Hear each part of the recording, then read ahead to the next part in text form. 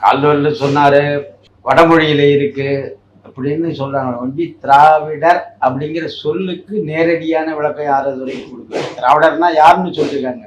திராவிடங்கிற சொல் என்ன, அதனுடைய பொருள் என்ன அப்படின்னு பார்த்தா, தமிழில் வேர் சொல் வந்து திரிதல், மோர் திரிஞ்சிடுச்சு, அந்த மாடு ஊர் திரிஞ்ச மாடு, புலம்பெயர்தல், இப்படி ஒரு 15க்கு மேற்பட்ட பொருள் இருக்கு.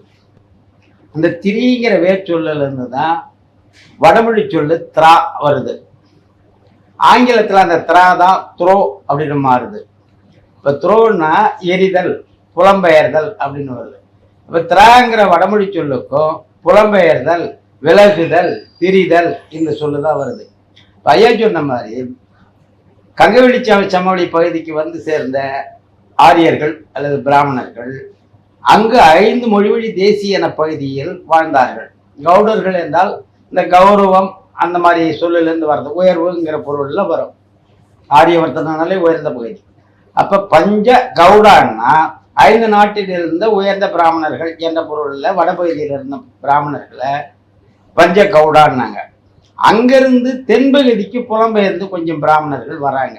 அன்னைக்கு மொழிவழி தேசியமா இங்க தெற்க இந்து சத்புரா மலைக்கு தெற்க 4 நாடுகள் இருக்கு, 5 நாடுகள் இருக்கு.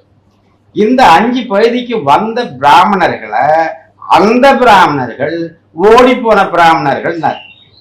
திராவிடனா புலம்பெயர்தல், இங்க இருந்து ஓடி போனவா. இப்ப திராவிடர்னா ஓடி போனவங்கிறது தான் பொருள். அப்படி இல்லைன்னா நம்ம ஊருக்கு வந்தேரிங்கிற பொருள்.